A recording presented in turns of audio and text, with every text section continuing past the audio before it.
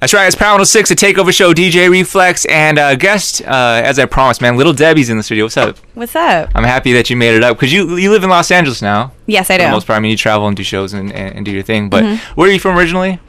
Bay Area, California. Yeah, well, how was that growing up? Wild. Yeah? What part of the Bay, specifically, if you don't mind saying that? Well, I want your address.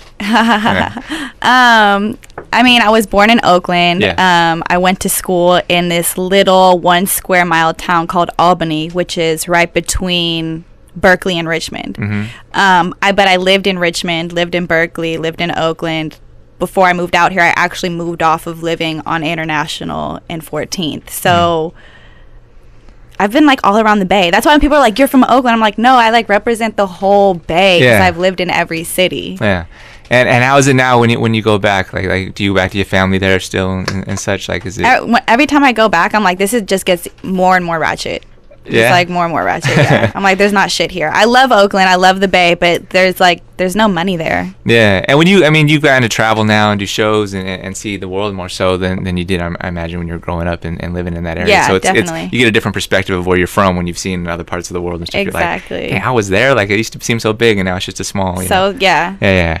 Dope. Well, you have this new record that you brought me. It just premiered this week. I'm really excited to play it in just a moment. But let's talk about your project before we do that. What's the name of the album? California Sweetheart. And I was told it's available right now on iTunes as a pre-order, and so we're gonna premiere the single right now on Power 6. And when we do, you can actually purchase pre-order the album, and you get the single right away. You get the single right away, but you gotta wait for the rest of it. Yeah, but that's just a few weeks away, so everybody's really excited, and I'm excited that you're up here because I've been following you, and we met briefly like on stage. We I think we might have made eye contact for like half a second, but at the Mad Decent Block Party, which was a lot of fun and stuff. And I seen you rocking, and it's cool to see you come out because I wasn't totally familiar with your stuff at the time.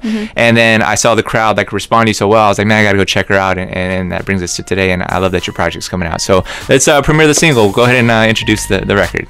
My single is The Slot Machine, and this is new. This is something I've never done before, so I'm excited to get it out and see how everybody reacts. What do you think is different? Like, what do you say you've never done this before? I'm just curious. What does that mean? It's a song with, I did Ratchets, I did Bake a Cake, that was all me. But this is, I feel like it's not, I want to say it's not as ratchet as Ratchets. It's not what I was doing with Riff Raff. So there's like, this isn't Riff Raff. This isn't like White Girl Mob. There's no influences but my own. Cool. I did like Bake a Cake a lot. So Thank you. Yeah. All right, cool. Let's get into this. Is Slot Machine right here. World premiere on Power 6. Lil Debbie's hanging out on the Takeover. DJ Reflex. Money like Vegas, yeah. All this cash on me, but you gotta shake that ass free. All that gotta add the fee. I'm about to pull that cha-ching. Slot machine, slot machine. I'm about to pull that slot machine. That's right, brand new music right there. That was Slot Machine from Lil Debbie. And thanks again for coming up. I appreciate you taking the time. Thanks for having me. And you live in LA now. That's cool. Yeah. How long have you been here? It's gonna be 2 years in August. Nice. So I'm still like getting into the swing of things out here. There's like a whole like underground life, like levels. I feel like there's like levels, like there's for real levels to LA. Well, what do you when you're not recording, you're not working on music and stuff, what do you find, Lil Debbie? Not that I don't want people to like to go search for you around town, but what do you get into when you're in your time off? Honestly, like I like being at home because like I will be moving from place to place, and I'm still not really that used to it. But so when I go home, I just smoke a gang of weed, and I'm just kind of we should hang out. And I'm just kind of like in the house chilling. Other than that, I'm in LA mobbing in the streets, trying to see what's next. Cool. So when you're home, like, what are you doing? Watching TV, listening to music, smoking, just whatever? I don't have cable, like, or anything like that. Like, I realized the other day I was driving around. I'm like, yo, I don't know anything that happens in the news unless someone literally tells me about it. I don't watch it. I don't hear it. I don't read it. Like, I don't. I'm the last person to know about everything. I am a very loyal Netflix customer. So, What was the last movie you saw that you absolutely loved? Actually, I'm on this show. Seriously, everyone needs to watch it. It's called The Following. The Following? And it's next level. Vinny just responded over here.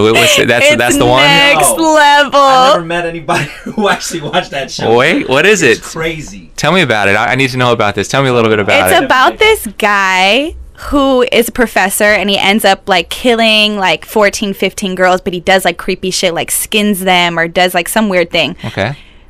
They end up catching up to him, but by the time they arrest him, he has like this whole cult following. And so it's about him like faking his death. I can't tell you all of it, Sure, but it's yeah, about don't like a ruin murder and his cult following that he gets Okay. from like the news and everything. And what do you? This is on Netflix. Mm-hmm. Oh, okay. Damn, I should work for Netflix.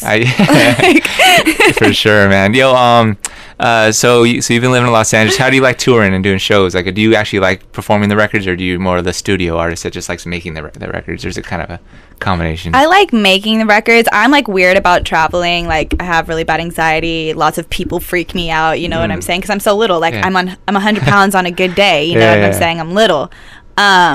But once you get on stage and like everyone's like yelling and like jumping around, like mosh pitting to bake a cake, you're like, really? You're gonna mosh pit to bake a cake? But that's tight, you know? So I'm getting more used to into like the traveling thing. You know, I'm a woman, so I like to like settle down and nestle in. You know what I'm saying? Right. Like I always talk about how men are more like gypsies, so it's like easier for them to be like, about that tour life. And also like you're very pretty. Like you get dressed up, you got style and shit. Like guys, we can like throw on like a white tee and jeans. Exactly. And, like, some nice shoes And it's like, all watch good. Like bitches have to do hella shit. Yeah. Thanks again for coming up. One more time, the EP's name is California Sweetheart, and that's available on iTunes. Go buy it right now, and you can get the song that we just played, Slot Machine, a few minutes ago, and just pre-order it and you get it right now. So thanks for coming up, Little Debbie. Thanks for having me. Yeah, come anytime, man. It's my first time up here, and it won't be your last. So come back. All right. Thanks.